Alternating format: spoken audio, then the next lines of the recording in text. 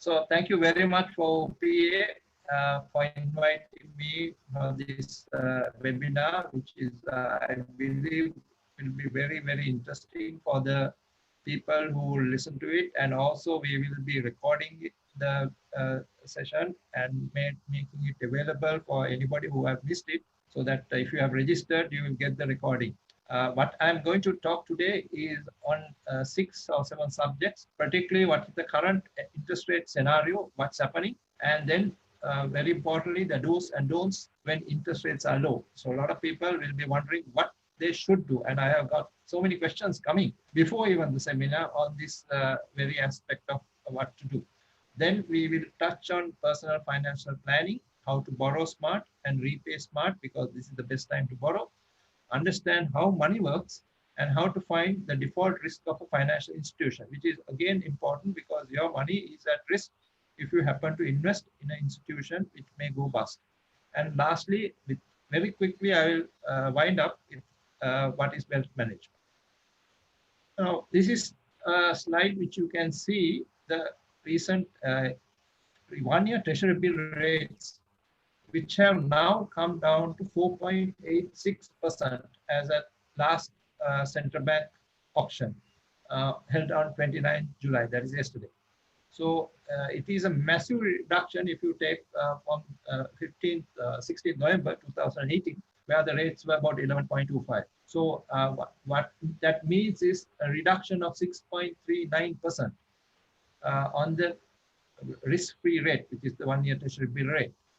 So like anything else, there are always two sides to every coin. Low interest rates could be a boom and a curse to those who are affected. In general, savers and lenders will lose, and investors benefit from low interest rates. So unfortunately, we are today talking about the people who are going to be affected by the low interest rates. Now, in this slide, you will see what is happening to the fixed deposit rates of the people. Now, 1 year ago, a fixed deposit on the average would have given you 11.5%. And today, if you go to any of the commercial banks, you will get 5.5% or 6%. I will show you individual rates from every bank later in the presentation.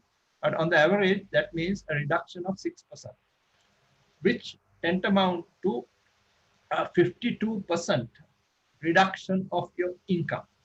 If you consider a non-taxpayer who had 1 million rupees in a fixed deposit, he would have got 1 year ago 115,000 rupees.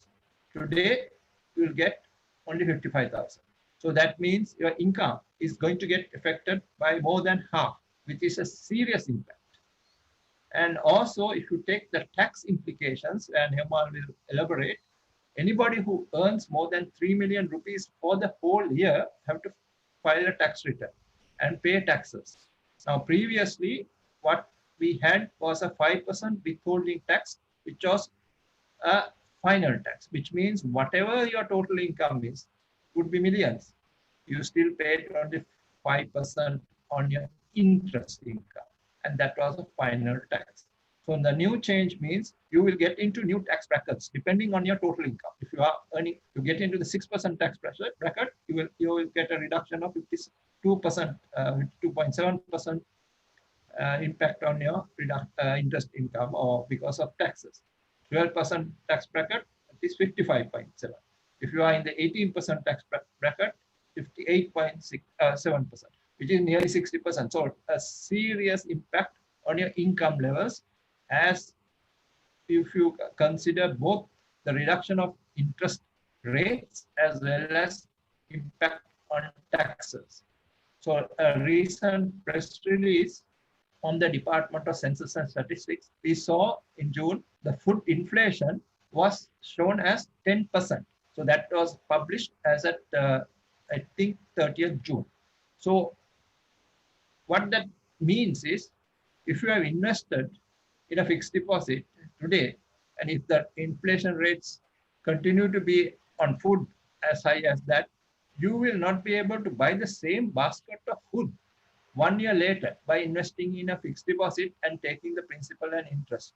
So which is a big problem for the retirees, because they depend on the interest income. And this is what the end result would be. So I call it Tanpat Karwan Anata. So it is the effect that will have on the retired people. Those who are about to retire also will be significantly impacted because their nest egg will be generating much lower income. Of course, this benefits the rich people, the businesses, the government, because they have borrowed. When you have a lot of borrowings, when the interest rates come down, it is fantastic because they will be encouraged to spend more. And I think the government also intention is for people to start new ventures and generate economic growth by bringing down the interest rates. However, the low interest rates could encourage people and the government to do irresponsible things, more risky, unproductive investments. So that's the unfortunate part of low interest rates. We saw in the subprime crisis when the interest rates were very low, people invested in houses and ended up in an even bigger crisis. So there could be other impacts when low interest rates are there in the economy. So what are the do's and don'ts when interest rates are low? This is the most important thing on my presentation. So do's is you should also make capital out of the low interest rates. That is refinance your high cost debt. If you have debt or mortgage, you start looking around to refinance your existing debt.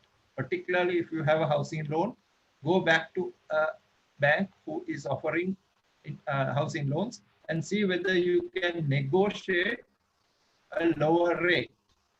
Of course, make sure you get a fixed rate, not a variable rate. Why? Because when the interest rates go up, if you have got a fixed rate, you will not be having a problem because your rate is fixed at the current rates. I believe the current housing loan rates banks are offering as low as 9%. And if you check your existing mortgage, it will be definitely more. Could be around 15%.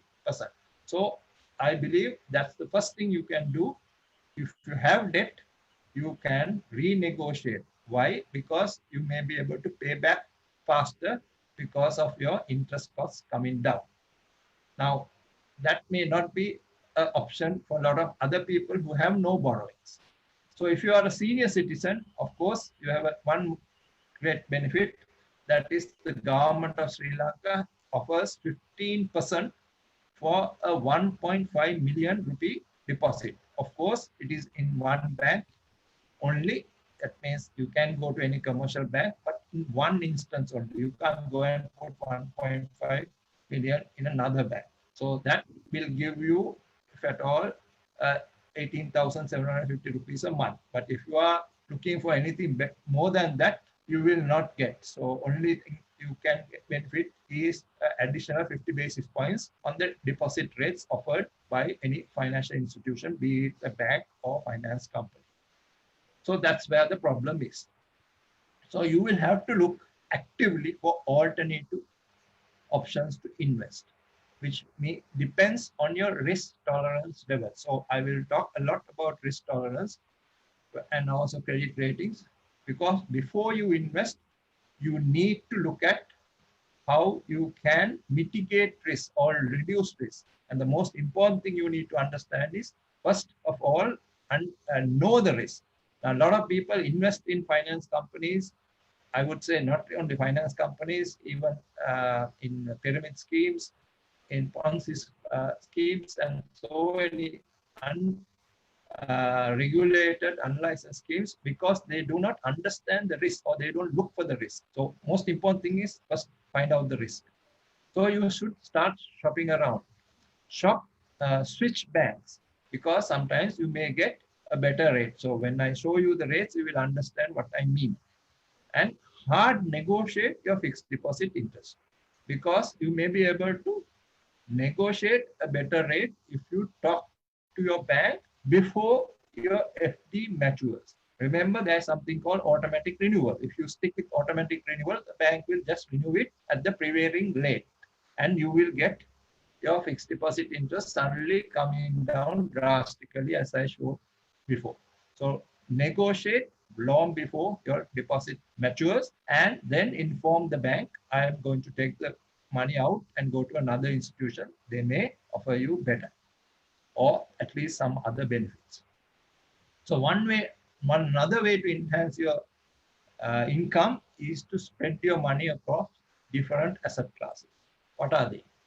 They are income funds that are offered by unit trusts. There are money market funds and income funds, which have benefited because of the interest rates continuously coming down, because they have invested in long duration bonds like government bonds.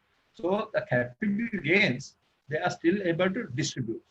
Now unit trusts, money market and income funds are very much similar to a savings account, and you still get good rates. So you can pick up some of them and diversify, not to put all your money in one unit trust or one money market fund, but diversify.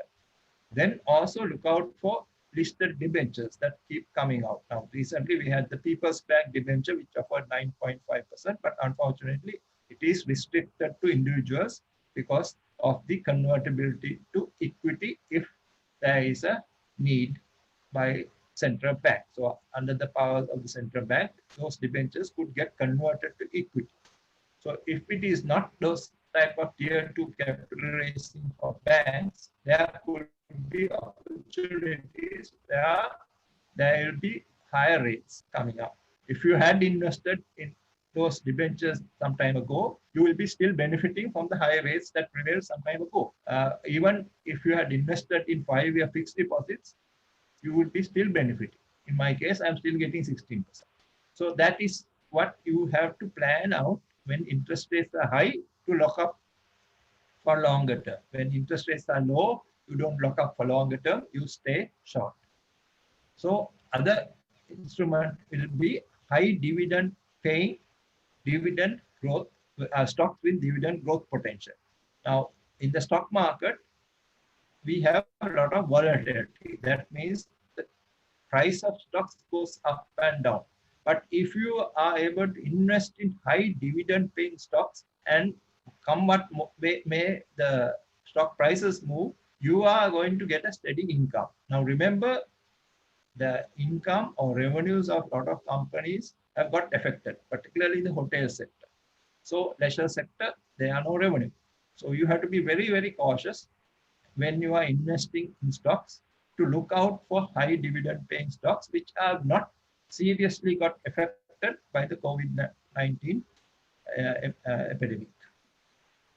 So what you should be doing is diversifying, putting money into different asset classes so that you can increase returns and reduce your exposure or concentration on fixed deposits.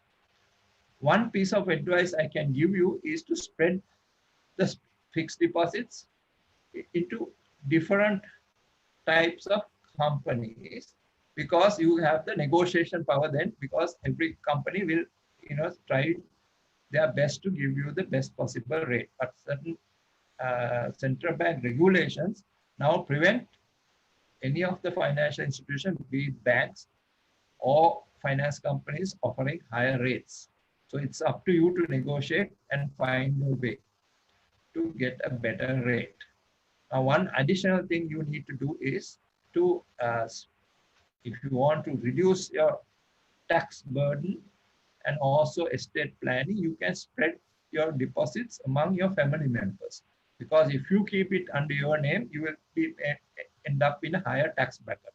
But if you spread it among your wife and children, particularly the adult children, you may be able to come down in your tax bracket. As well as in your demise, there will be no problems, particularly in terms of your loved ones being able to have access to those funds. If you keep it under your name without having a nominee, you will lose all the money. They will have to wait till a testimonial case is over. So be very careful on your investments, particularly listening to third parties who claim to be from well-known companies or well-known institutions who may swindle you, because sometimes these fixed deposits are offered with a small change in the institution's name and they are not authentic. they are not actually coming from the particular institution you think you have heard about. So we have seen hundreds of instances where people have been swindled by giving a well-known name, and then to find the fixed deposit or the instrument they think they are investing is not from that particular institution they think. So be very, very wary of unlicensed, unregulated entities, Ponzi schemes, pyramid schemes. There are a lot of scams, particularly when you start looking out for better return. Because when you are hard up, when your income streams have come down by 50%, you will start looking out. That is human nature of finding higher paying opportunities, higher income generating opportunities, which could be frauds.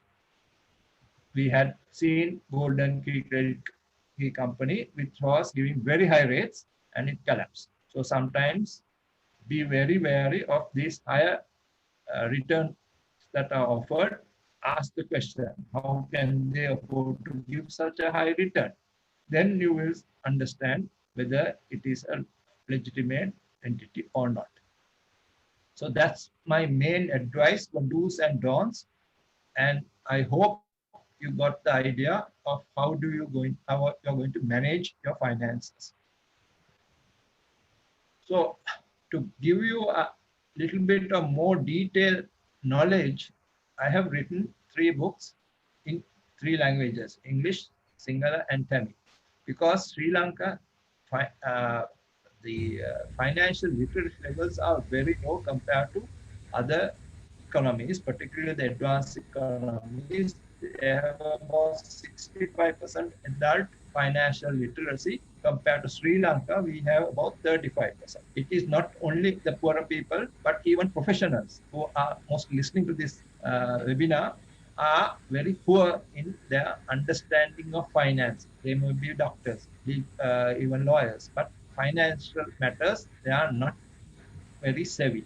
So I strongly advocate people to read these booklets. It's about 30 odd pages available to download free of charge from cfasrilanka.lk website, and pass it on to their loved ones as well. Because everybody, if you have read this, will never fall into, in the whole lifetime, I'm giving this life skill, never fall into scams or invest in institutions, financial institutions that will go bust. So all that knowledge is very clearly articulated in these books.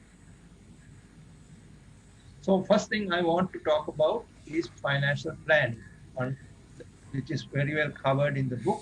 But just to give an introduction, which is an extremely important practice if you want to build your financial well-being, because you are forced to look at your current expenses and have some goal to achieve. If you have a goal, only you will work towards it.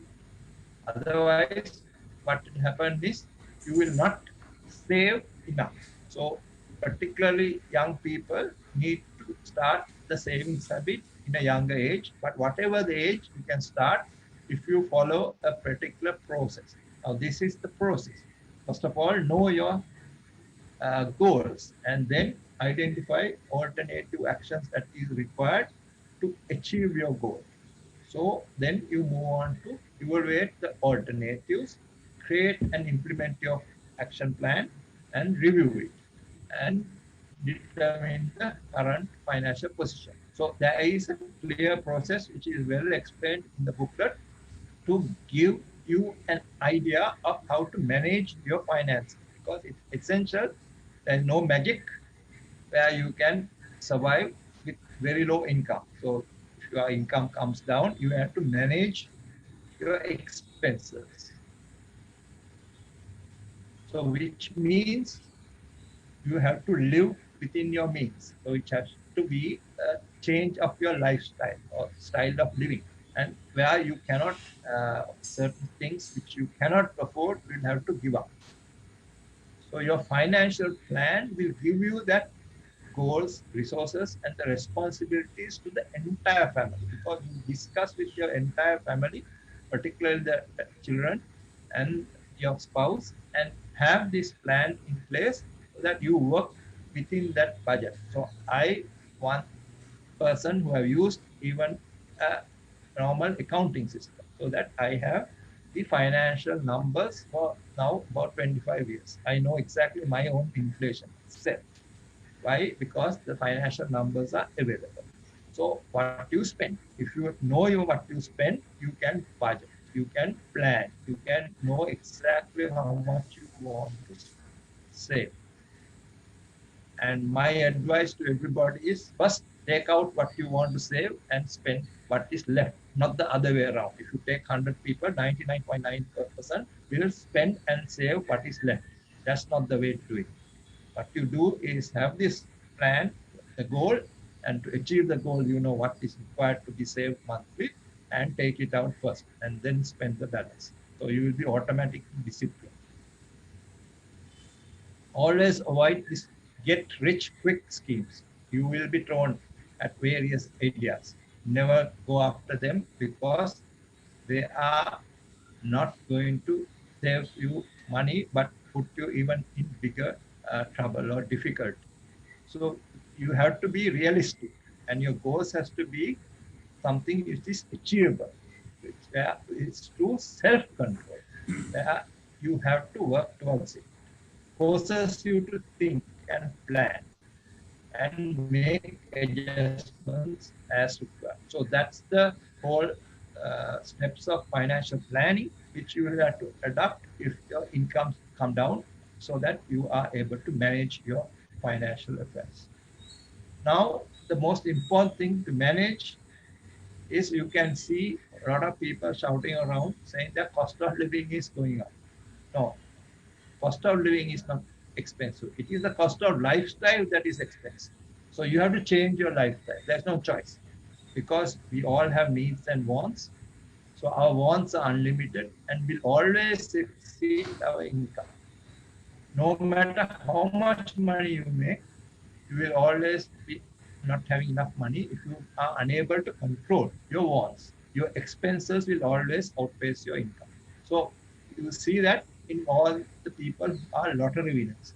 They win the lottery and in no time they are broke because of your wants. Once you get into certain habits of spending, you continue to spend and you live with that. So you have to define what you want and live within your needs. That is the difference which this slide gives you, needs and wants. Needs you have to spend on.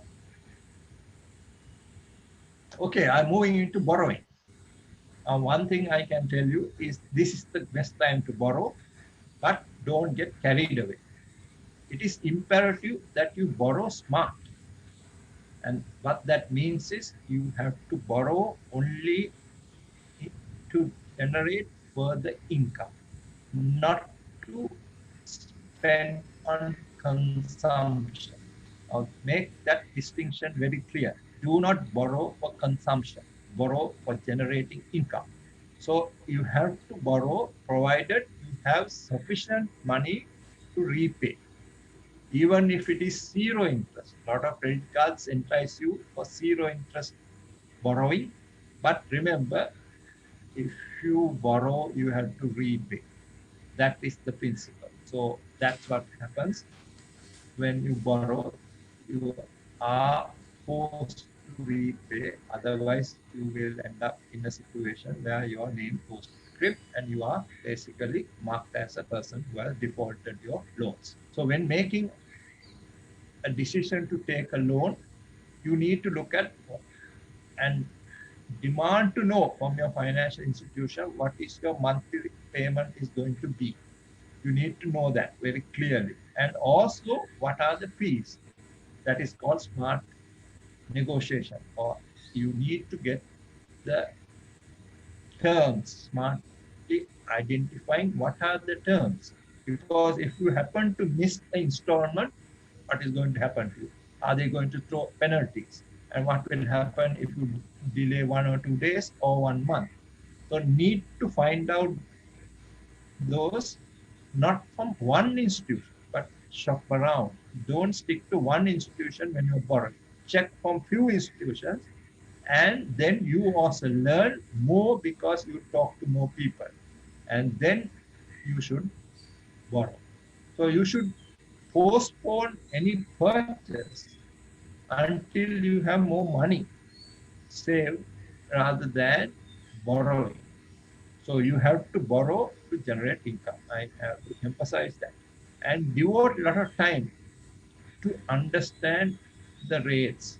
There are different types of rates people will quote. Sometimes the poorer people will be quoted a weekly rate or monthly rate. They are exorbitant once you calculate the annual effective rate. All that is explained in the book, how to calculate even those rates. So you need to know the rate at which you are charged when you borrow. Otherwise, you will get into a debt trap, which you will never be able to easily get out. It's very easy to borrow or get into debt, but getting out of debt is very hard. So do not fail to ask the right questions when you borrow and compare the terms one against the other. Pay particular attention to get fixed rates. As I mentioned earlier, fixed rates do not change as the market rates go up. But if you take a loan or get a mortgage on a variable rate, you will end up, as the market rates go up, you will have to pay more. The monthly installment will be more. So be very wary of the difference between fixed rate and variable rate. So get the terms in writing. Make sure before you sign those small letters, you understand. Ask them to explain. Whoever your lender is, do not sign blindly, as a lot of people do on the offer letter. So the advice I can give is, as very clearly explained, there is something called compound interest, which is your greatest friend. It is the eighth wonder of the world. But those who understand it earns it. He who doesn't pays it. So remember, when you're borrowing and also earning or investing, this principle. Understand how money works. The most important thing is it determines whether you will be financially successful. Is controlling your spending and living within your means. Because if you start early, you will have more time to build your wealth. Because in no time, you will find the interest income on interest or interest on interest starts growing big numbers. So you will be able to live very comfortably, buy all the luxuries you want because you have built it. But if you don't start with a lot of careful financial planning, as I explained at the beginning, and build it, you will never get there. So you have to balance your present desires and future goals. So delayed gratification is the answer if you want to have a financial well-being. That's the message I want to emphasize. So there are two ways to make money. One way is to work for money. I think a lot of people go for a job and work for money. But there's another better way. That is, get your money to work for you by saving and investing and getting a higher rate of return over and above the inflation. Your goal should be to get a higher rate than inflation. If you get a fixed deposit at 6% and inflation is 10%, you are not going to go very far because of your purchasing power gets diminished. You will invest in amount of money you can buy a loaf of bread. End of the period, with the principal and the interest, you would be able to buy only a slice of bread. So remember that. So the difference between a financial literate and illiterate is that the financial illiterate person will be spending their expenses on paying debt, that is increasing their liabilities. Whereas the financial literate will increase their assets, that will generate income. So your goal should be to build your assets, have excess cash flow from assets reinvested in the assets column. You can see that assets growing, whereas the person who has liabilities will end up increasing expenses because he has to keep on paying higher expenses. More money that goes into asset column, the more asset columns grows. So practice delayed gratification. I'm repeating it, but that's the message. Buy assets first, luxuries last. Ask how I can afford it. Always ask before you buy whether you can afford it, because you are going to forego all that interest on interest or compounding that you will get when you buy things first. So borrowing makes everything exponentially expensive because compounding interest turns from being your friend to your enemy. So my message is very clear now to everybody. So now I'm moving into another point, which is all about risk. Now, a lot of people in Sri Lanka are very fearful about volatility, and they invest in instruments that give a fixed return because they are fearful of the price or the principal changing. Now, that's why people do not invest in the stock market. They go for fixed deposits. But you are taking a risk. You are taking the interest rate risk and the default risk. So they don't know. Sometimes the finance companies go bust and they start crying out, all our investments are gone. We can't even have pay our medical fees. So that is the risk. So you have to understand the risk of all asset classes. Now this particular pyramid shows the low risk to high risk. The cash is the lowest. But as you go along, you can see treasury bills, treasury bonds are low risk because government have the power to print money. Then bank deposits, safer than finance company deposits. Then money market funds, which are very short term, under 12 months instruments, which are low risk, but you may not know. Gold is another instrument that the poorest of the poor invest. Then certificates of deposits. There are various things in the blue ones which are low risk, but some they know a lot of people don't know. Then in the yellow, there is other things like income funds, which is giving pretty good returns to you as long as they have capital gains. Then finance company deposits, debentures listed in the stock market, real estate.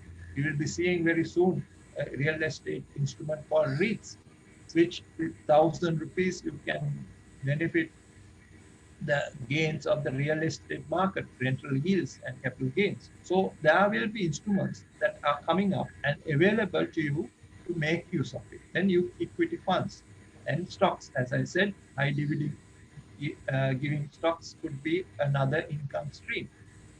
So all these are the instruments. The red I don't want to talk about. They are very risky, but some people are playing on cryptocurrencies today. In Sri Lanka, we don't have options and futures. So those are risky stuff, but it depends on your risk tolerance. If you can sleep well by investing in the stock market, by all means do it. Stock markets are volatile. There can be 30-40% reduction. Recently after the COVID-19, our market came down, but it's going up. So, you should not be panicking and getting out when the market is low. That's the point that has to be stressed. Now I'm going to go into the default risk of financial institutions. How do you find it? Very, very easy. It's like your report card. When you go to school, you get an A, you are very happy. If you get a B, you are not. If you get a D, you are not you won't be able to go home. So that's the principle here also. The green side is investment quality. If your financial institution is rated by either Fitch Ratings or ICRA in that category, that is triple B minus and above, you can be comfortable. But be wary, be careful, and it is in the double B plus B category because they are risky. I'm not telling you not to invest, but if you are investing, be wary because they are higher risk compared to the investment grade rated instruments or debt institutions, financial institutions or instruments. So credit ratings is not a guarantee, it just gives a indication or opinion or ability to service the promised interest and principal on a timely basis. That's all it says.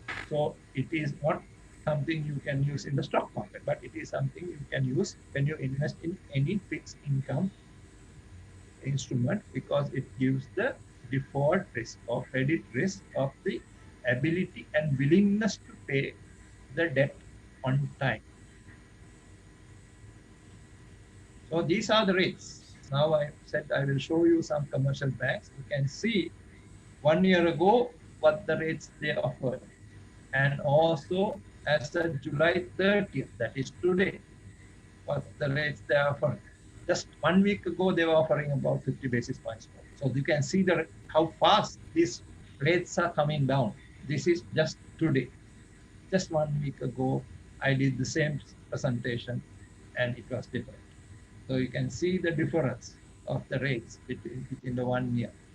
Only additional 50 basis points to this rates on July 30th for people who are over 60. I don't need to talk about very much. Now you know all about credit rating. So you will pick a bank which gives the rate based on the risk. So that means you want to invest in a higher return fixed deposit, you will pick the bank with the highest rate and the lowest risk, which is indicated by the rating. So you don't want to put your money in an institution, say for example, purely from a credit rating perspective, Union Bank at 6%, when you can get 6.25 from a A+ bank like the FCC Bank. So that's the message I want you to understand. So you have to look at credit risk and invest based on risk rather than the return. First the risk and then look for the return. These are finance company deposits. You can see practically all are offering 8.53. And if it is a senior citizen, you will get 9.0. That is the 50 basis points more. Here again, you can see a finance company which is offering higher rates when the risk is slightly high. That is Singer Finance. Sorry, not Singer Finance. That's okay. If you the other way around, if you take a lower risk institution like People's Leasing, it's offering a lower rate, 8%.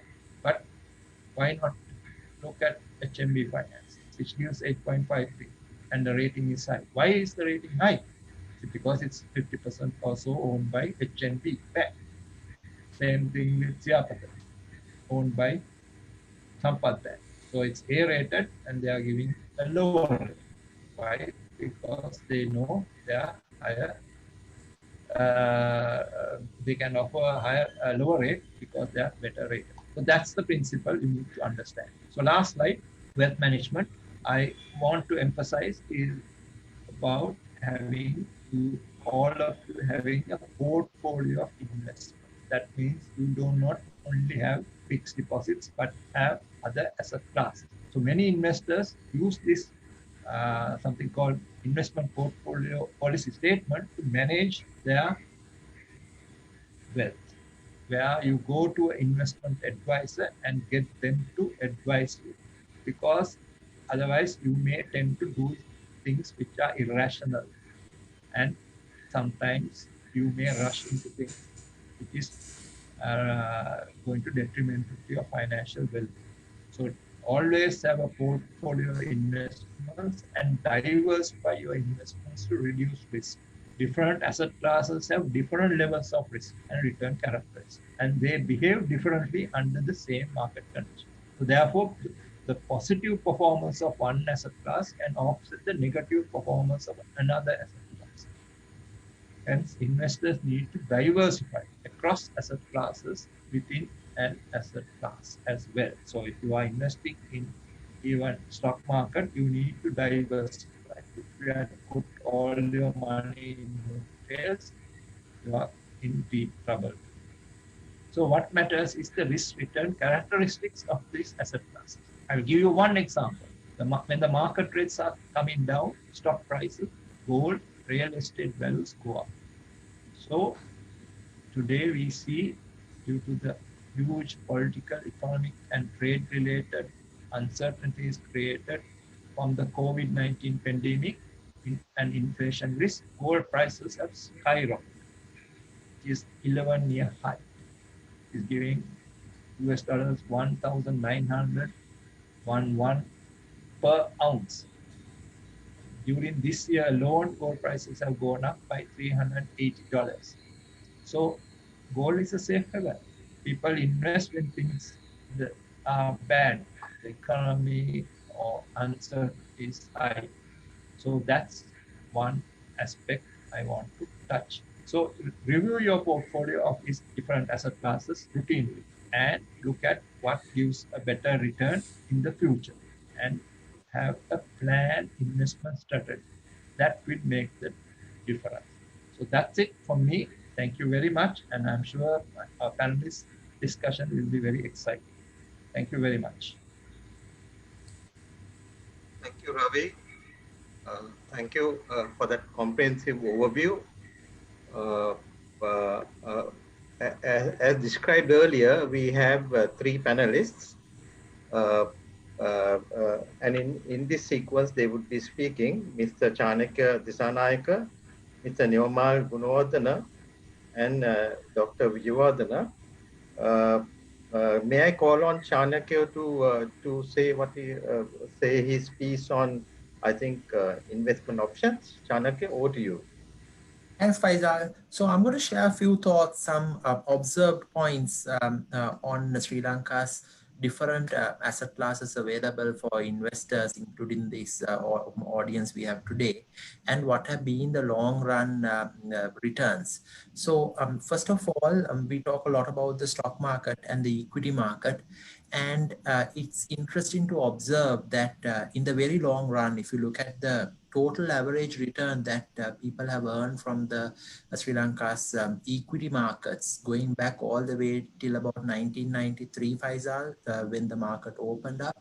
I mean, the average return has been up to end of 2019, been about like 12.5%. So if you really look at what has been the interest rates during this period, even if you look at a 1-year T-bill average rate, you know, Sri Lanka had very high interest rates in 1990s and early part of 2000. So, I mean, you would have earned the same return essentially in a fixed income instrument like a 1-year treasury bill. So this is something quite interesting to note, that why people have preferred fixed income. You can't actually blame them, because fixed income returns have been quite structurally high. Even once a country during the last decade moved to a very much of a low inflation regime, still then real rates have been very high and people have been very high interest rates. So in the current environment, as Ravi pointed out, one of the easiest options that investors have who prefer fixed income returns is, instead of getting the easy way out with the bank fixed deposits, exploring what the money market funds of professionally managed asset management firms offer. So money market funds as income funds invest in a wider variety of corporate instruments, and typically we have seen that you get a interest rate upside of 1 to 1.5% at minimum compared to the 1-year fixed deposit rates offered by banks. Of course, sometimes the risk can be high. Some of the money market funds may be investing in quite high risk corporate debt instruments. So it is up to the investor to also understand what are the underlying assets. Second thing, it's quite normal. While the long-run equity market returns have not been too high in Sri Lanka, periodically there have been very large bull runs. So I earlier mentioned that the average return has been around 12.5% from 93 to 2019 end. However, there had been 3 major bull markets First one being during the 1993, the first entry of the foreign institutional investors to Sri Lanka. Second one was the 2002-2003 ceasefire-led bull run, and the third one was obviously the largest, and within a very short period, market essentially going by almost trebling within the 2009-2011 period with the post-war economic boom. So right now, the market has been down for a number of years, and Sri Lanka's equity valuations are quite low. So naturally, people are having a renewed interest in the stock market. So my three rules for a individual investor is that, yes, by all means, consider equity market investments. But if you can answer these three questions, first of all, can you lock in your money for at least a 2-year period? Because equity markets, in my opinion, are not for speculation or for day trading. They are for at least medium-term investors. Second thing, if your liquidity needs are, you can afford to keep the money locked in for at least 2 years, the downside or the volatility, can you absorb a 20% loss, which is not very unusual in equity markets in anywhere in the world, and still have your main elements of your lifestyle unchanged? And the last question you should ask is that, do I know about the companies that I'm investing?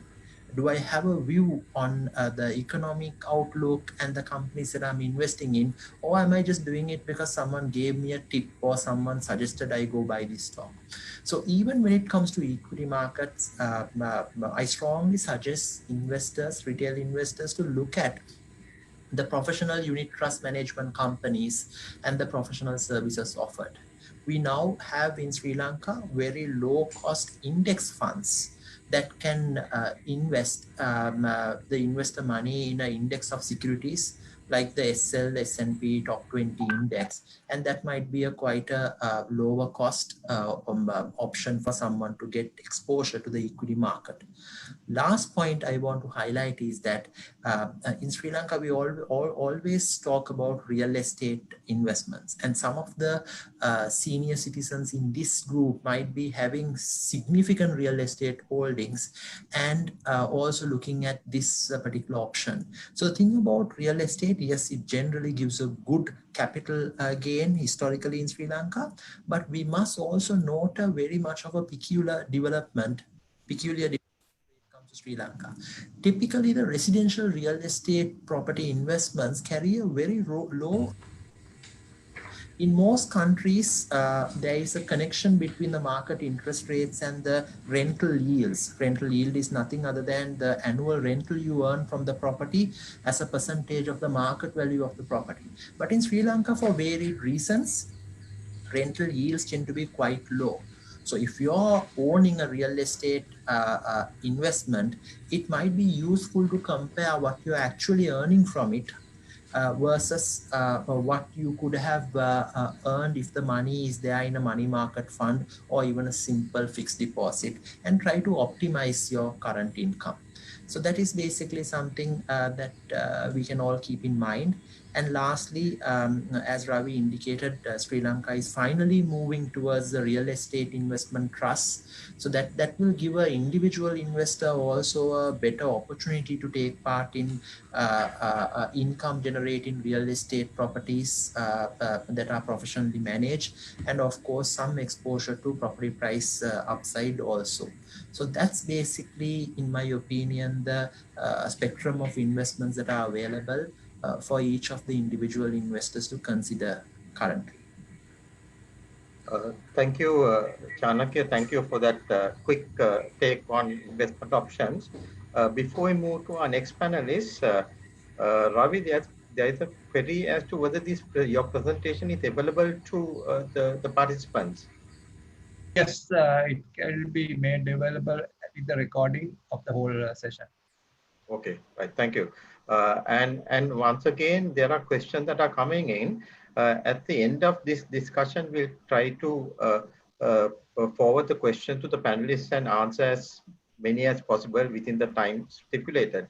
With that, can I move on to Neomal to speak on tax implications vis-a-vis the low interest rate regime? Yes, I think tax is one of those areas which I think is largely positive, because at the moment, up to 3 million per annum of income of an individual is exempt from tax. So therefore, that is 250,000 per month is exempt from tax. So for that reason, I think tax on fixed deposit or any other fixed income earning instrument should not be an issue for investors. Because after all, we are really talking about people who would be in financial difficulties arising from the reduction in interest rates. If you are at levels of income, let's say of 750,000 a month, then I think that's a different forum in which the matter should be discussed. So the bottom line on tax is tax at the moment should not be an issue because of the personal allowance of 3 million per annum, which has become the tax-free threshold. Now, going forward, is this sustainable? The fact of the matter is that taxes would definitely need to be increased going forward. And the main tax which the government has lost revenue is on value-added tax. So value-added tax at 8% is unrealistically low, and whatever the name which is put to the tax, there will have to be an increase in that tax, whether it's called value-added tax or some other name. Definitely that tax will have to increase. On the value-added tax brings about 80% of government tax revenue, with income tax bringing only about 15%. Out of the income tax, a substantial amount of income tax comes from withholding taxes. Now the government has removed all these withholding taxes, which includes the withholding tax on interest income. Now, withholding tax on interest income also brought about a substantial amount of revenue for government, and previously it was at the rate of 5%. So therefore, I think there will also be a push for a reintroduction of some sort of withholding tax on interest income, in which case, obviously, there might be a tax burden as well, even though you are on a lower tax threshold than maybe 250,000 per month, you might still be suffering some amount of tax. Now, I think one of the sad things about this whole episode of low interest rates is that we need to discuss it when interest rates are really low. This webinar would have been really appropriate at a time when interest rates were high, at which point of time people could have been informed and educated about the importance of investing long term, locking into high rates, and maybe layering your investment. Now, for example, if 2 years ago you had to invest, let's say, 10 million rupees, and you invested it in a 1-year deposit, a 2-year deposit, a 3-year deposit, a 4-year debenture, and a 5-year debenture in companies, all of which had the same rating, then in such a case, the 2-year deposit may have matured this year when interest rates are low, in which case you are having maybe 20% of your investment which is subject to a renewal at a lower interest rate. But your 4-year deposit will only mature maybe in 2022, and your 5-year deposit would have only matured in 2023, which has already locked in to those high interest rates. So I think this importance of being able to layer your investments is also important, which means not only talking about 1-year fixed deposits, but also talking about longer term investments, which may get interest maybe once in 6 months, but yet it enables you to mitigate some of the hardships which are caused by sudden dips in interest rates. Now, as Ravi indicated, one of the real risks which occur when interest rates come down is that people are persuaded to invest in riskier investments. Now, as it stands now, any deposit which is in a licensed commercial bank, a licensed specialized bank, or a registered finance company up to 600,000 rupees is covered up by deposit insurance, by the deposit insurance scheme which is maintained by the central bank. So therefore, at least if you have, let's say, 5 deposits in 5 institutions of 600,000 rupees each, at least you can be reasonably sure that those are covered by deposit insurance, at least with regard to a potential default. Now, however, the sad part of the deposit insurance scheme itself is that there seems to be substantial drawdowns on the deposit insurance scheme arising from the recent failure of finance companies. And those finance companies are the ones who have contributed least as premiums to the deposit insurance scheme itself. So therefore, the people who have contributed the least are actually drawing out the most. So therefore, at some point of time, I think those depositors or people who are investing in that category of instruments also need to be told, I think sometimes quite bluntly, right, that they have drawn out more than their proportionate share from funds which are covering depositors in general. Because after all, a large part of the depositors in this country are right-thinking people of society who invest in maybe the National Savings Bank and things like that. So therefore, the premiums which those institutions are paying by way of deposit insurance, right, should not eventually be utilized to eventually be settling the people who are undertaking maybe a relatively high amount of risk. At some point of time, I think that's fine. Maybe that's the way it works. But at some point of time, I think we need to be telling those people who are making a drawdown on deposit insurance that they are a relatively fortunate lot in being able to draw out monies which they never contributed by way of premiums to the scheme. Yeah, that's it, Faisal, from my side. If there are any questions, we take it up at the appropriate time. Okay, thank you, Neoman.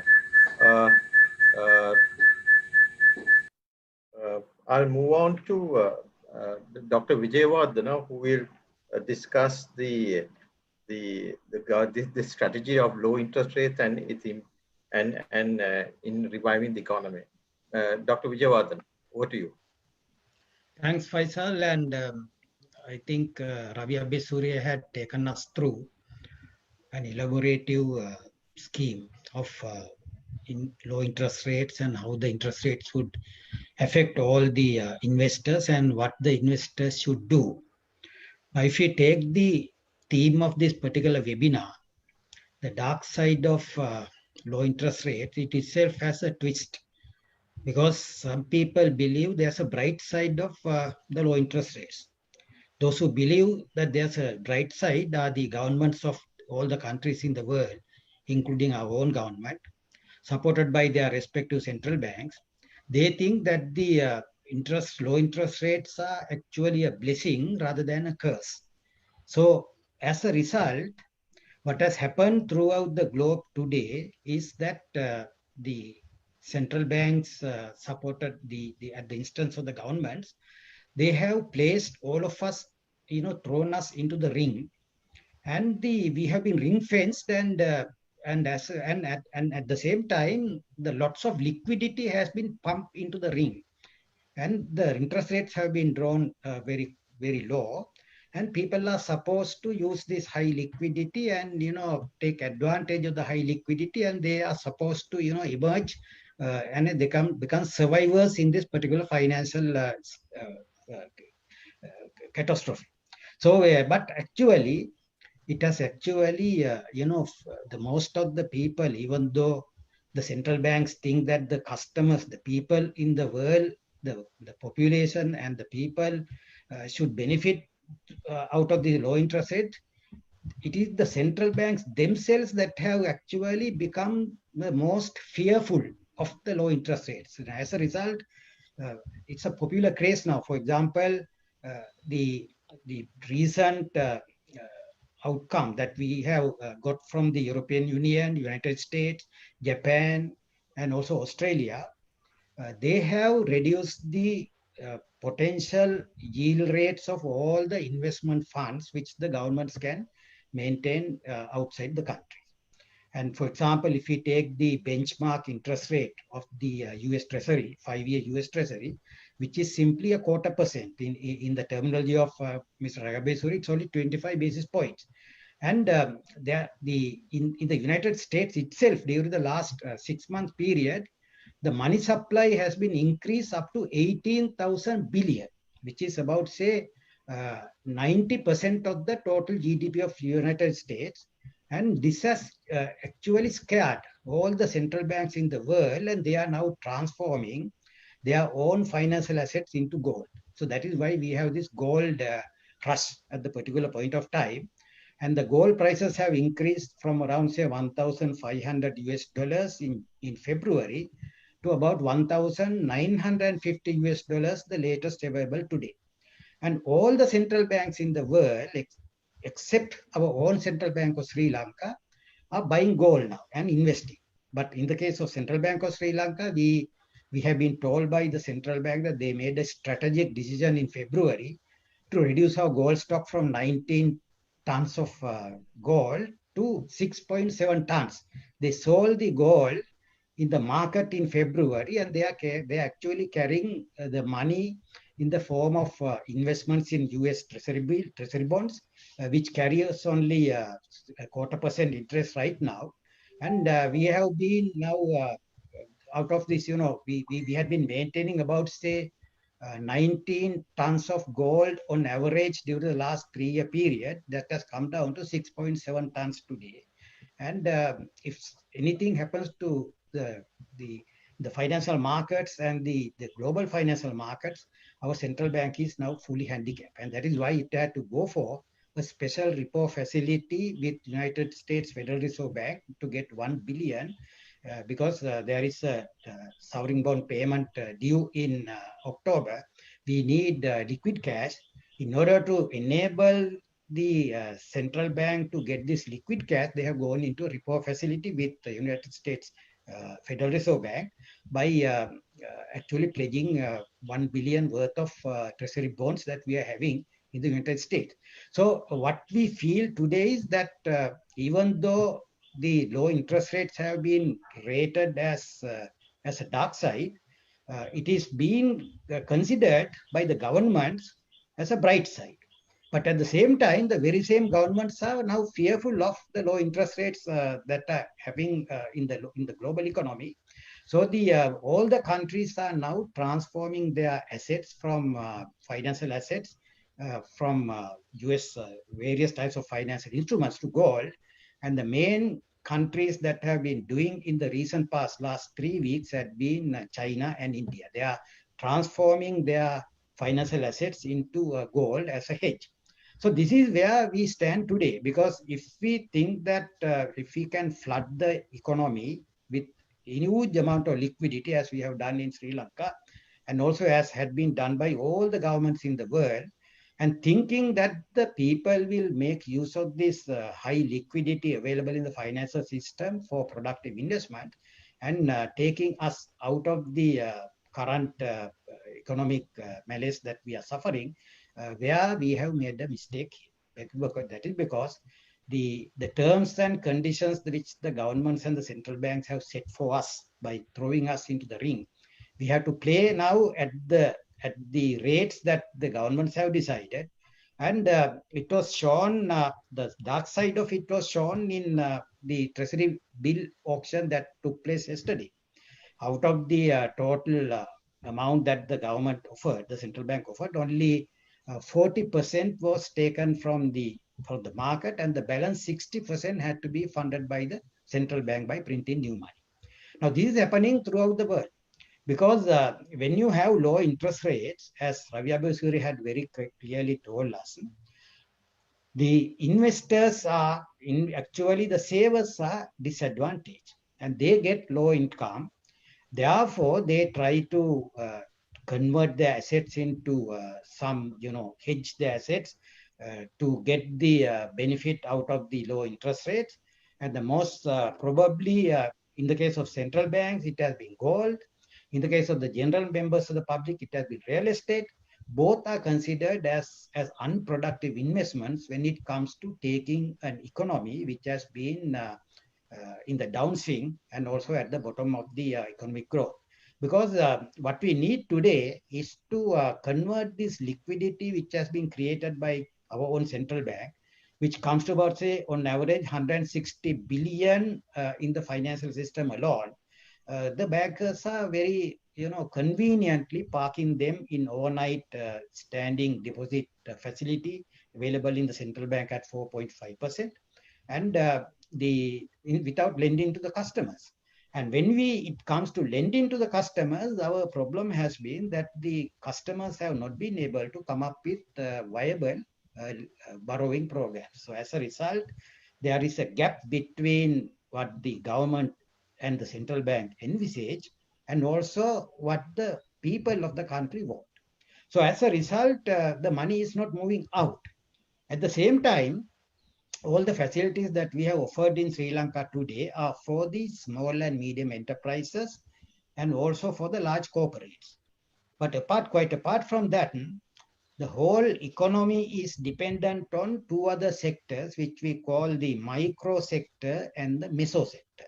The meso sector is the sector in between micro and the SMEs, which is the largest contributor to the employment of the country. For example, if you see these sideway tailors, sideway lathe shops, sideway fishmongers, they all belong to this meso sector. They are not SMEs, neither are they the micros.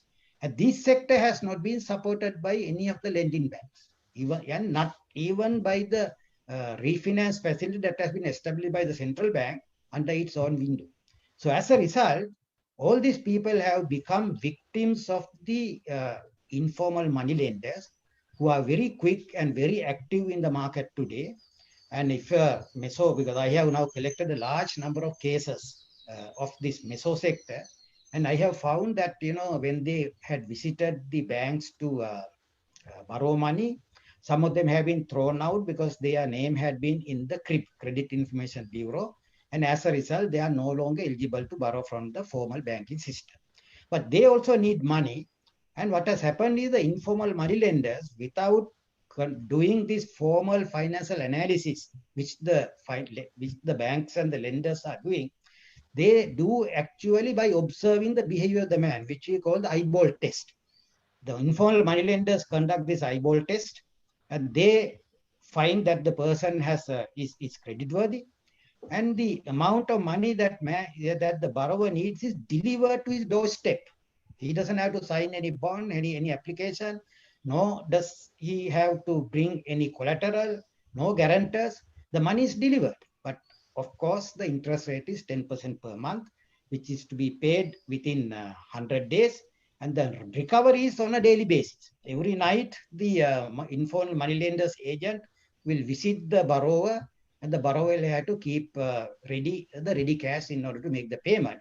If he fails to make the payment, the loan is extended and it is doubled. And I have noted in the case of one tailor who had borrowed only $500,000 rupees from the informal money lenders on these conditions, because he had been thrown out by the state banks, by the National Savings Bank, and by two of the private banks. And he had borrowed $500,000. Now he has ended up with $1.5 million indebted to the informal money lenders, and he doesn't know what to do.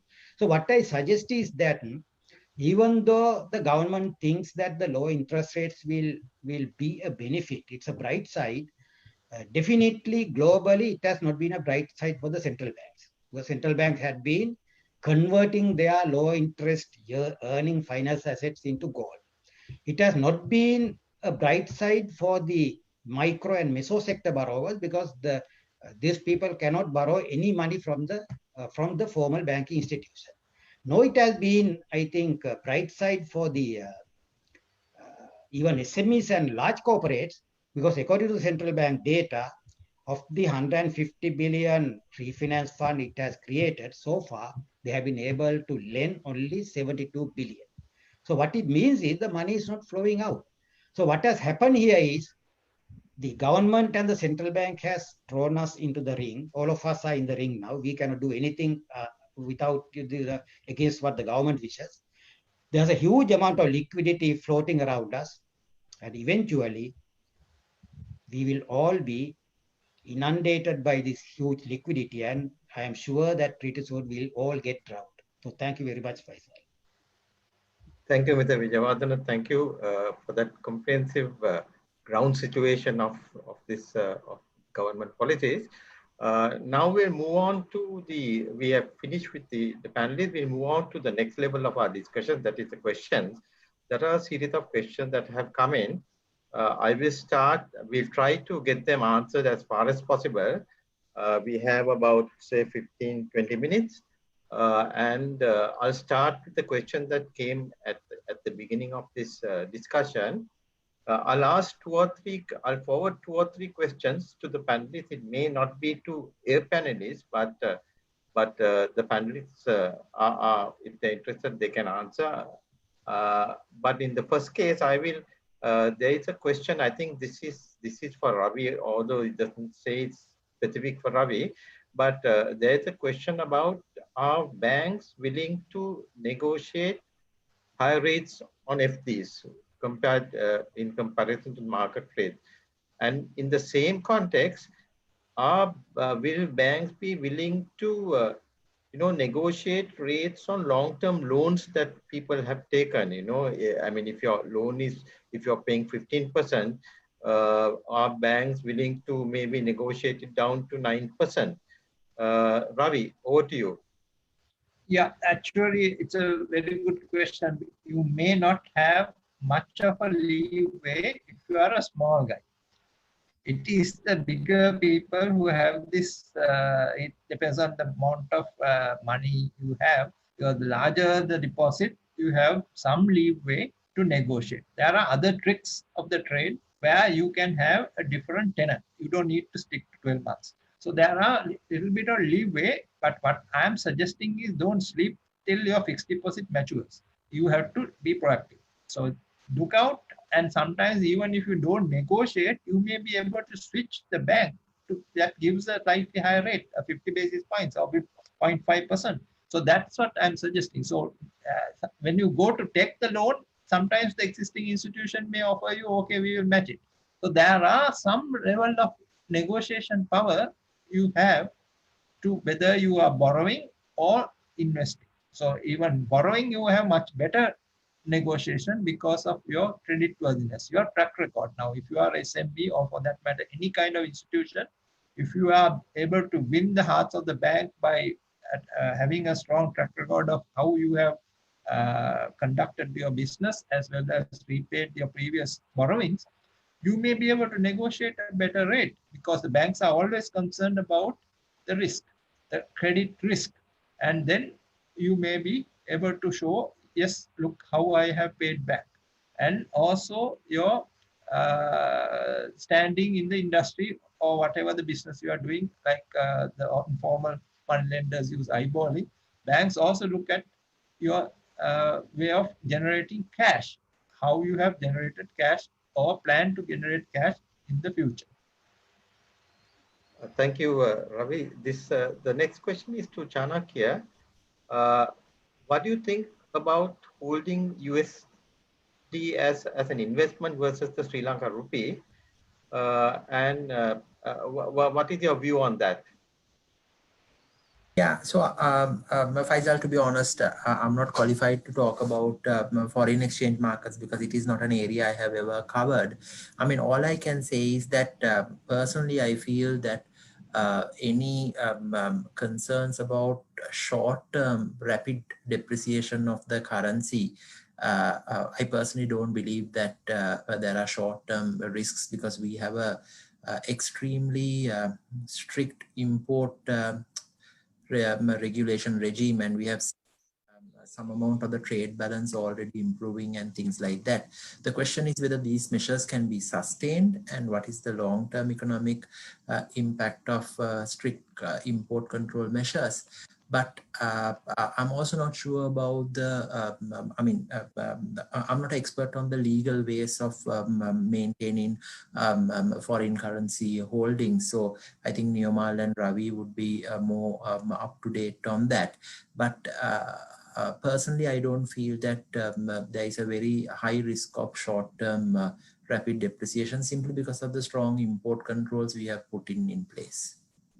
Would If I may Ravi or come in, Neomal also? Yeah. Yeah, if I may come in, Good. there is something called, in those days, it was called resident foreign currency accounts and non-resident foreign currency accounts. Now it's called personal finance, personal foreign currency account, PFCs. So if you are a person who have earned in dollars, like people who provide various services to institutions outside the country, and you have dollars, stick to it, because the interest rates today, strangely, are giving higher rates for dollars than even Sri Lanka rupees. Now, if you take the development bonds and if you see the auctions, you will find the US dollar of the dollar bonds where you can invest with $10,000. You can get about, if you invest in a 4-year Sri Lanka development bond, 6.87 or something like that. So it is very attractive. Of course, you have to lock up for a longer period, but even 1-year rates of Sri Lanka development bonds are pretty attractive, 5 or 6%. So it is something which today has changed, and also no taxes. So if you are in any of the dollar currency funds, there is no interest tax on those. So if you have converted previously or have earnings in dollars, do not convert to rupees at this stage. Thank you, Ravi. The next question is to a question that has confronted many of us over the years, and that's directed to Mr. Wijewardena. The question is about why the central bank has not been able to stop these collapses, starting with Golden Key, Entrust, ETI, TFC, and so on. And in addition to that, the question is also, can't the directors be charged under criminal law and also be liable to be paid these monies back? Mr. Wijewardena. Well, yes, Faisal, I think central bank had issued a press statement recently clarifying the objective of its financial sector regulation.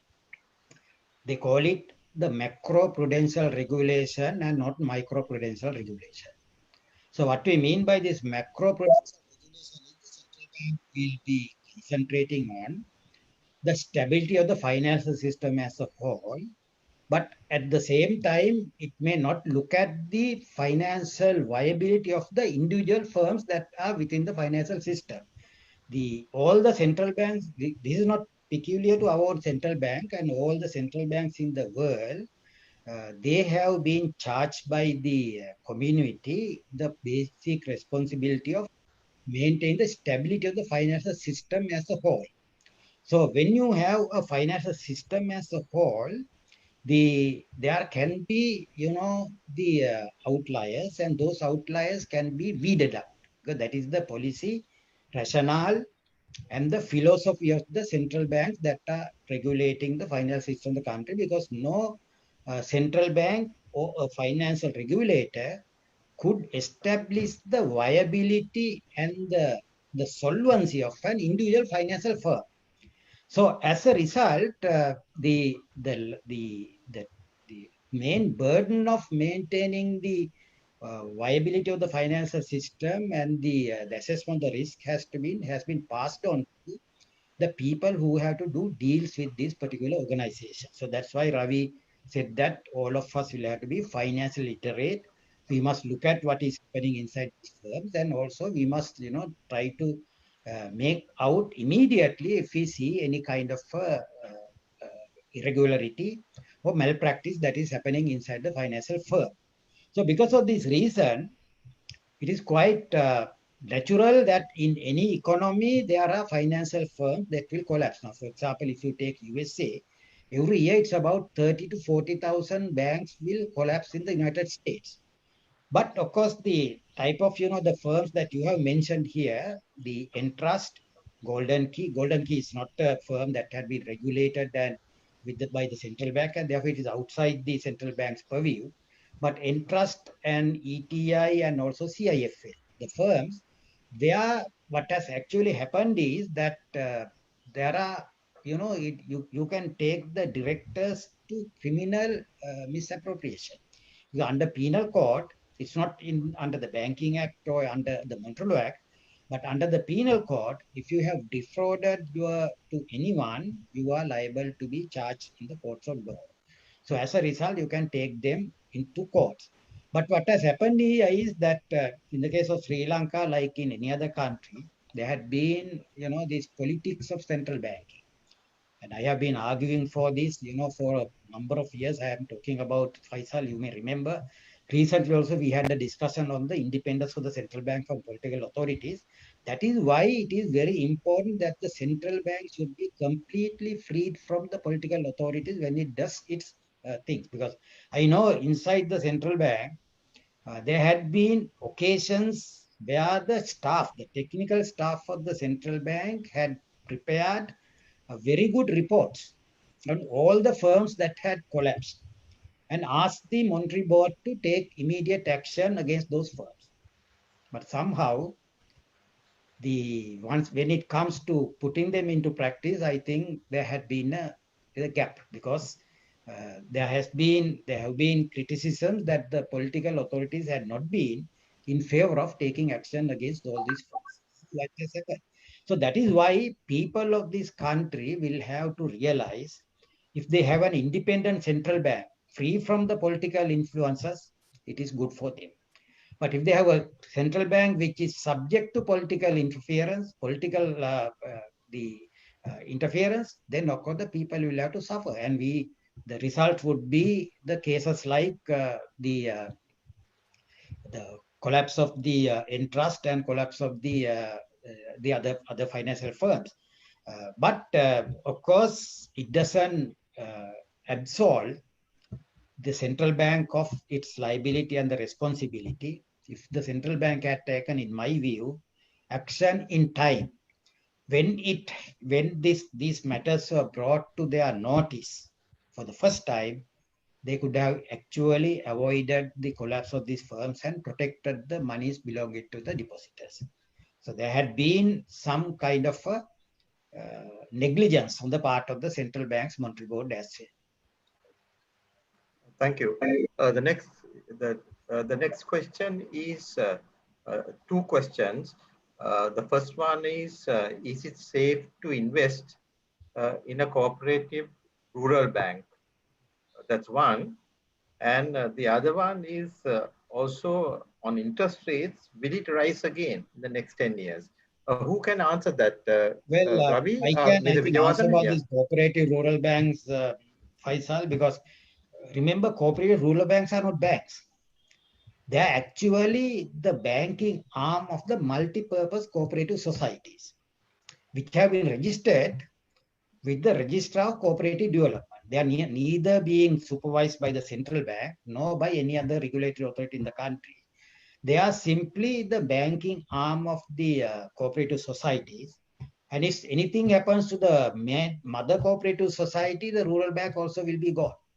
The only advantage which we had earlier, before 1990, was that these cooperative rural banks had been nurtured by the People's Bank. And as a result, if there had been any problem with any of the cooperative rural bank, the People's Bank immediately came to the rescue of the particular cooperative rural bank. But after 1990, even the People's Bank had, just shed them, and they are on their own. Now, if anyone wants to invest their money in a cooperative rural bank, he will have to take his own risk, make the risk assessment, and take the risk and do so. About the Ravi, interest rates, of course, Faisal, no one can say what would happen to the interest rates tomorrow, because it's a very tricky question. And even they say that the famous economist of the 20th century, John Maynard Keynes, after his death, when he wanted to go to heaven, he was confronted by St. Peter. And when he was asked, what he was when he was on the world, he said, I was an economist. Then he was given 3 questions. If he could answer these 3 questions well, of course, he can go to heaven. Otherwise, he will have to return to the earth. One question is, what will be the interest rate tomorrow? What will be the inflation rate tomorrow? And what will be the exchange rate tomorrow? The answer that he gave was all wrong. So they say he was sent back to earth, and we have all these economic problems because of that. Ravi, any thoughts on that, on whether interest rates will rise again? I was expecting Mr. Vijayavanathan to respond to that, but I think he's right, because it's very hard to predict, as we now know the dark side of interest rates, and the government could change the policy because it's not working. That part is very clear, and I would put it even worse, because people's income being reduced, they can't spend. So obviously they can't buy stuff. All the clothing stores I can see giving 50% discounts, hotels giving 50% or 60% discount, nobody's going. So why? Because they don't have the money. So obviously the strategy is not working. And what I believe is they may have to change after the elections. So we'll wait and see. Obviously interest rates, in my view, and my wish, because my deposits are maturing in 2021, I have to be mindful of that also. I'll look forward to interest rates going up. There's a question under the central bank insurance deposit scheme. If an investment of 2 million is held by 2 persons jointly, can each joint holder claim 600,000? Well, Faisal, in terms of the rules of the central bank's insurance scheme, deposit insurance scheme, I think Ravi made the mistake there, because it's only one deposit up to 600,000 rupees is covered. If you have deposited money in different banks, you are not covered. You are covered up to 600,000 rupees. If it is a joint one, it is still one account, and you are covered up to 600,000 rupees. And if you want to get the benefit, possibly the joint account has to be separated and invested as 2 separate accounts. Then you can go up to 1.2 billion. But in the case of the rules of the deposit insurance scheme, only one deposit or group of deposits up to a total value of 600,000 rupees in a failed financial institution will be covered by the deposit insurance scheme. Okay.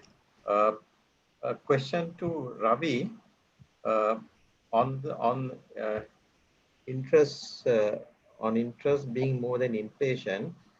The questioner says that the situation doesn't permit the interest to be higher than inflation rates. If you had 10 million rupees today to invest, which investment would you choose? Is it 6% FD for 1 year or 9.5% FD for 5 years? I hope you understood the question, Ravi. Yeah, this is a question which we always grapple with as institutional investors being in the insurance company. So what we do is we have different buckets for each tenors. So even an individual could, as I think Nirmal very, very clearly explained, the importance of having this tenor management. So you don't put all in 1 year or all in 5 years. You break it up. And also, if you're 10 million, you may be able to invest in different assets. So that is the principle I explained, where you take a lower risk by there is the interest rate risk, which is what we talked about this previously, where the interest rates will come down or go up. So if interest rates go up, also you benefit if you are in the short end. If it doesn't go up, you may have a certain part which is locked up at the 9.5. So that's the principle. So stick to that principle. However much you are having the total amount, you break it up and spread it in not only in terms of tenor, in terms of asset class, in terms of institutions. So that's the principle. Uh, uh, Two questions again, I'll pose it to the panel. How safe are Sri Lanka development bonds? That's one. The second one is uh, someone was curious by the title of this discussion, the dark side of low interest rates. So what do you mean by dark side? And also, are Sri Lanka development bonds safe as an investment? Ravi, will you have to answer that? I think Mr. Vijayawardhan is better to Yeah, I think. Yeah. In fact, the development bonds have a history. They actually, the Sri Lanka government started issuing them in 1998 in order to get the benefit out of the remittances that is coming to Sri Lanka from the expatriate people. And those remittances had been put in the NRFC accounts in commercial banks. And those NRFC accounts, the NRFC accounts had been lent outside Sri Lanka as well as the firms inside the Board of Investment. So government thought, okay, why not we also get the benefit out of that. Therefore, the Sri Lanka development bonds have been issued in order to get the benefit of the remittances flow into the government financial flow. So the safety of this one is that you would have noted ever since we were independent in 1948, except in 1954 and 55, we had never ever repaid any of the public debt that we had contracted. What we have done is we have recycled the public debt. Whenever a public debt matures, what we do is we issue a new public debt in order to cover the interest as well as the principal amount involved and reissue it. So it happens in the case of the foreign debt as well. So the Sri Lanka government development bonds are being used by the government of Sri Lanka. And everybody knows the government of Sri Lanka spends more than what it earns by way of tax revenue. Its tax revenue has been falling throughout the period, which was about, say, 20% in early 1980s, which has now come down to about 12%. At the same time, the Sri Lanka's export earnings, the earnings from the export of goods and services have been stagnant. And we have a massive gap in the balance of payment because we have to pay out more than what we earn in terms of foreign exchange. So we have two issues here. Issue number one is whether the government of Sri Lanka is able to repay these development bonds. To repay the development bond, the government of Sri Lanka will have to supply rupees to central bank and buy dollars from the central bank. To supply rupees to central bank, the government of Sri Lanka doesn't have a fiscal space. It has to borrow more, specifically from the Central Bank of Sri Lanka itself. It has to borrow by issuing treasury bills and supply those rupees to central bank in order to buy dollars. For the Central Bank of Sri Lanka to sell dollars, it should have enough amount of foreign exchange in its reserves. Now, you will have noted our total foreign exchange reserves, which are held by the Central Bank of Sri Lanka, is about, say, about 6 billion today, which is sufficient only for meeting about, say, 4 months of future imports. But this index is also wrong because, in my view, all we have to take into account is not only the imports, all the short-term liabilities which Sri Lanka has to meet. A good example is if we take the Sri Lanka's total foreign debt liability within the next 12-month period, that is the government's debt as well as the private debt, is about 5.5 billion. We have only reserves amounting to 6.2 billion. And at the same time, we have to meet an import program of about, say, now 18 to 19 billion. And we don't have enough foreign exchange. So this is why the Central Bank of Sri Lanka has gone to China, gone to India, gone to Federal Reserve Bank in order to get at least a short-term flow of foreign exchange. Now, India has given us a swap facility under which 400 million US dollars will be given to us, and we are giving India the equivalent amount in Sri Lanka rupees, about, say, 75 billion. So it's a swap. But when the swap is free exchange, we have to give back those dollars and India will give back the rupees to us. The same thing will happen in the case of the repo facility that we have contracted with the Federal Reserve Bank. Federal Reserve Bank has given this repo facility, which is similar to an unutilized overdraft facility in a commercial bank. The Sri Lanka government can utilize it at any time up to 1 billion. But after we have utilized it, all we have to do is we have to give back the investment that you have made in Treasury, US Treasuries, back to Federal Reserve. So we are losing. So the safety of the development bonds will depend on the safety and the stability and the strength of the economy of Sri Lanka.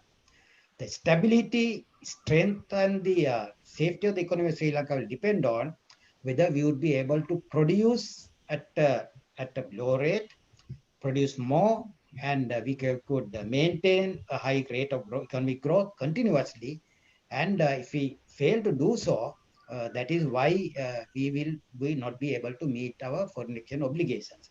But there had been another question that has been raised to me, posed to me by someone. He said, this, if monetary easing is not the solution, what would you suggest to solve the problems for the common citizens? The common answer is that we have to make a sacrifice, work hard, produce more, make a strong economy, and export most of the produce that we are actually producing and earn foreign exchange and be capable of meeting our foreign exchange liabilities rather than borrowing and repaying foreign exchange liabilities. Because the latest press statement by the Central Bank of Sri Lanka, you'd have noted, the central bank is trying to get about $4.5 billion US within the next, say, 3 to 4 month time period by borrowing from various sources. So this is exactly what we have been doing ever since independence. And so we are actually back to year 1948. A few more questions before we wind up, but in the meantime, if Chanakya and Nirmal also need to intervene and have any responses to some of the questions, please intervene. Nirmal, do you have anything to say? You're on mute. You're on mute.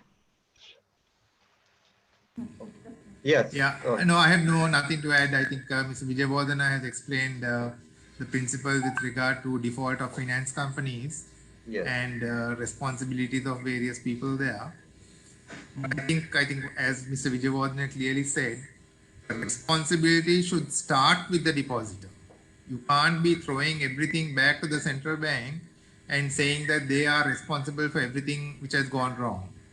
Right? The depositors know very well the ratings of these institutions in which they are investing, whether they are even registered in the first place. And in the case of Entrust, it was not even a registered finance company, it was a primary dealer, right? So it has to start from the investor. Yeah, thank you. There is a question. Let me come there, Faisal. Yeah, yes, please. Just to add a point, I saw a question on where to find the ratings. So the simplest answer is, before you part with your money in a deposit, you need to ask the institution you are putting money whether they have a rating. They are obliged to tell if you are rated, because under the government's law, any financial institution, that means a bank or a finance company, has to have a rating. So if they are not telling you they have a rating or they hide it, that means you better run from that place without any question. So the first answer is ask the institution. Another source is the two rating agencies. You can go to the Fitch Ratings website, if you have internet, and see all the rated instruments available free of charge. Same thing with ICRA. So they have published the rating, and you have to keep an eye on that rating, because if there is a downgrade, that means the risk is increasing and better start worrying about your money. So those are the things that you need to know about ratings. There's a question, Ravi, to you about the safety of the NSB as an investment, given that NSB is supposed to be one of the most safest investments. But recently invested in the stock market, and one of the companies crashed, the TSC, for example. What are your thoughts on the NSB? I believe NSP deposits are guaranteed by the government of Sri Lanka. I think that's the only institution where the deposits are guaranteed by the government. So whatever happens to NSP, government is obliged to pay your deposits. That's why when I was rating, I gave a AAA to NSP. I don't know whether there is a change, but I think Fitch is no longer rating NSP. So it's ICRA rated. So NSP risk is, I would say, the minimum because it's owned by the government of Sri Lanka. Of course, there could be mismanagement or things like that that could happen in any institution, whether government owned or privately owned. But still, I would strongly urge people to have confidence in NSP because that's the premier savings institution in this country. Final question. This is a question. I think this is an issue that a lot of borrowers are facing. Banks are demanding collateral for loans, which is what happens in today's context. But in the context, what I think Mr. Wijewardena raised, where some borrowers are listed on the crib ban, they have that problem. And in addition to that, they might not have collateral. So how does these people who are affected by COVID-19 and implications, how are they be able to access these funds that the government is providing? Mr. Wijewardena? Yeah, I think with regard to Faisal, the liquidity refinance fund created by the central bank, there's a credit guarantee up to 60%. So therefore, the banks have at least comfort up to 40%, and they have to be worried about only the balance 40% when they lend to a customer. This collateral-based lending and the cash flow-based lending had been a perennial issue, not only in Sri Lanka, in all the banking systems throughout the world. And with regard to this CRIB, I was the founding general manager of the CRIB in 1990. Our objective was not to use the CRIB data to eliminate a particular potential borrower. Our objective was to give sufficient more information to a banker who can analyze the credit worthiness of the customer and decide on the level of the rate of interest that he should charge, given the level of credit risk that he has. So therefore, it was not supposed to serve as a prohibition. Unfortunately, today all the bankers have gone to the easy path, and instead of using their own ability to analyze the creditworthiness of customers, they just use the CRIB report and they disqualify the person from borrowing. Now, in the case of CRIB also, we have to be mindful of the fact there are three categories of information. One is that if you borrow money and default it to a customer, your name is recorded under direct default. Then if you have guaranteed a loan for another person and that person has defaulted, then you also recorded as a default. The third one is in the case of these limited liability companies where the company has borrowed and defaulted, the directors' names have been recorded as defaulters. Now the last two categories, the guarantors and the directors, need not be taken as in the same light as the main borrowers. But the main borrowers are the ones who have been defaulting, and the people who have guaranteed the loans have no say about the money that these people have borrowed. In the case of the main borrowers also, we are now recording information starting from 25,000 rupees to any high amount. And those small borrowers, I don't think the banks should be worried about if their name is in the CRIB. So that is why I always give that the banks will have to use their good sense, or rather than they have to use the eyeball test rather than going by various type of circulars that they have been issued by the head office and also the central bank. They have to use the eyeball test and measure the credit worthiness of a small borrower and lend money to those people. Thank you, Wijewardena. Ravi, I would like to wind up. Is there anyone else who will be doing the winding up? No, I think we have covered very well subjects. I think we answered all the questions. Just to add to Mr. Wijewardena, the collateral question is a perennial question. Being a banker, I can tell we do lend on a clean basis without collateral. So bankers do, but what that requires is track record. What that requires is your credibility, your standing. So, collateral is not the only. So if you define collateral as the assets you provide, like your buildings or land or house or whatever to borrow, that's not the collateral banks look at. Banks look at this track record, your credibility, your way of managing your money. So that is what I call collateral. It's the whole gamut of things that you build up the confidence of the banker so that he can lend. That Mr. Wijewardena's word is eyeball, because then you know exactly how that person runs his affairs. So if he is a person you can trust, you don't need collateral, but you need is that credibility. So that's why I think people are still talking about collateral without understanding what bankers mean by collateral. Yeah. Thank you, Ravi. So with that, we'll wind up this discussion. And I'd like to thank all the panelists and the presenters for their presentations, and also our participants. We tried as much as possible to answer all the questions, and I hope they are satisfied with the answers. So thank you very much. And once again, Saman, you'd like to say something? Yeah, actually on behalf of OPA and CFA Society, and I want to thank all of the attendees for the reactive participation, and Faisal, for you, of course, for lovely moderation, and our keynote speaker, Mr. Ravi Abbasuriya, to bringing this in, and very, very useful. Everybody actually, I saw the comments, everyone is happy with this, and we have to take it forward. I think we can make the report on that. Faisal, I think I would say you can help us. And on behalf of the committee, I have to thank Dr. Wijewardena. Thank you, sir, for coming in and giving the lot of contribution, and also your insights, and also Chanakya and Neomal for your inputs. Once again, thank you all of you, and also attendees and the members of the professional fraternity of the OPA and the CFASL.